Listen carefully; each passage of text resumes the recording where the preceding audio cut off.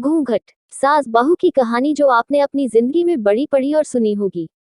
आज की हमारी हिंदी कहानी औरत पर है, जो एक इमोशनल स्टोरी है। यह एक बहुत इंटरेस्टिंग हिंदी स्टोरी है। अरे रानी और रानी, सो रही हो क्या अभी तक? रानी की जेठानी जोर जोर से चिल्ला रही थी घर के आंगन में खड़े होकर। रानी यानी मैं। तभी मैं भागती हुई अपने कमरे से निकली और बोली, दीदी आ गई मैं।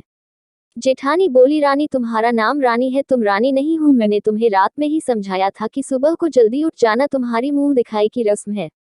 मैंने बोला कि दीदी रात को नींद ही नहीं आई, जगह नहीं है, और मन में थोड़ा डर था कि सुबह आंख नहीं खुली तो। रजनी दीदी हंसती हुई बोली, रानी मेरी प्यारी देवरानी, जल्दी से घूंघट कर लो, अगर माँ जी आ गई तो हंगामा हो जाएगा। मैंने घूंघट किया ही था तभी माँ जी वहां आ गई और कड़कड़ाती आवाज में बोली, चलो अब क्या यही गपशप मारती रहोगी तुम दोनों।